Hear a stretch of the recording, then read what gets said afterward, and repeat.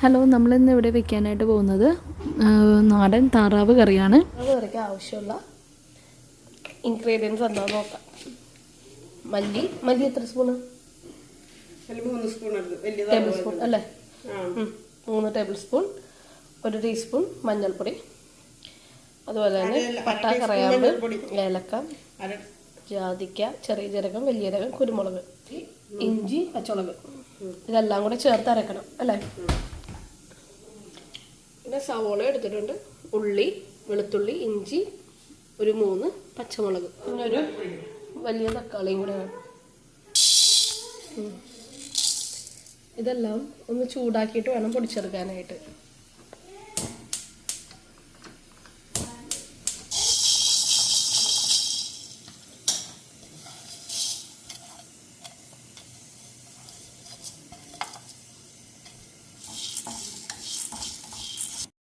വലിയ ജീരകം, ചെറിയ ജീരകം, അതുപോലെ തന്നെ കുരുമുളകും, പച്ചമുളക്, ഇഞ്ചി, വെളുത്തുള്ളി എല്ലാം കൂടെ ഒന്ന് അരച്ച് എടുത്തതാണിത്. കറയാമ്പ്, തക്കോലം, ഏലക്ക പൊടിച്ചെടുക്കേണ്ടതാണ്.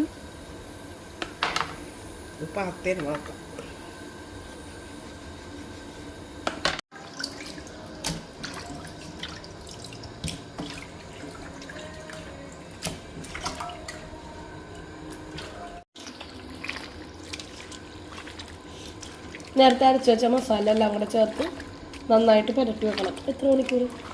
അരമണിക്കൂർ വെച്ചാൽ മതി.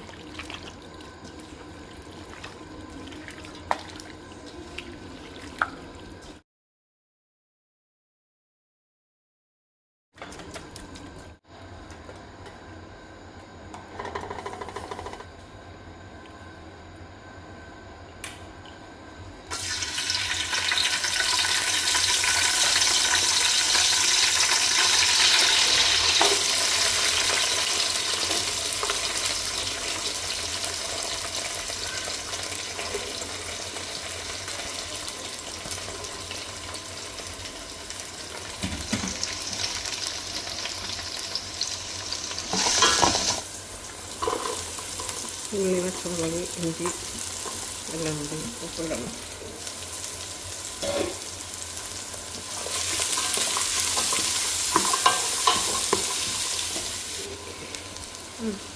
മല്ലിപ്പൊടി, മഞ്ഞൾപ്പൊടി കുതിർത്ത് വെച്ചത്,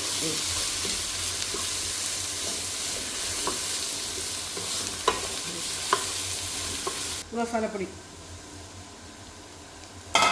തക്കാളി, ഒരു തക്കാളി, വലിയ തക്കാളിയാണ്.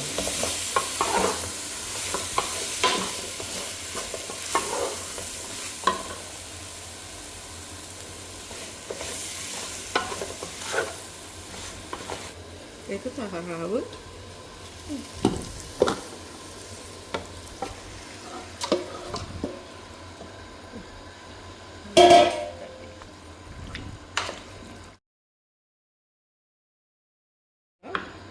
എടപ്പാല് ചേർക്കാം.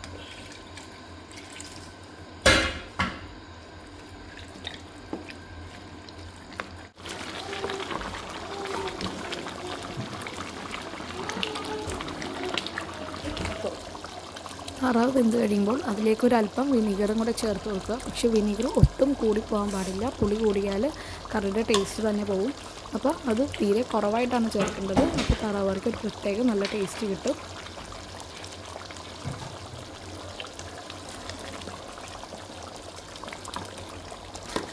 അവസാനം തലപ്പാലൊഴിച്ച് കറി ഇറക്കാം.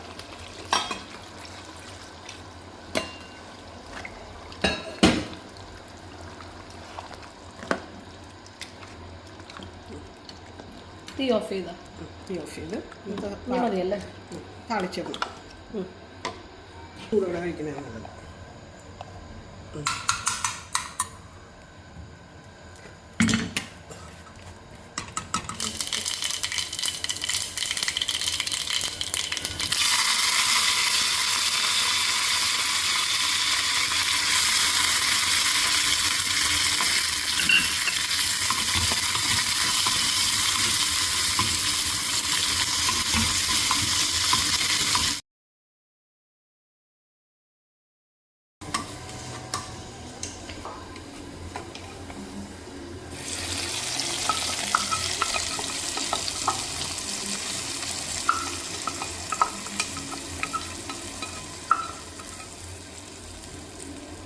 അപ്പോൾ താറാവ് കറി ഇവിടെ റെഡിയായി കഴിഞ്ഞു.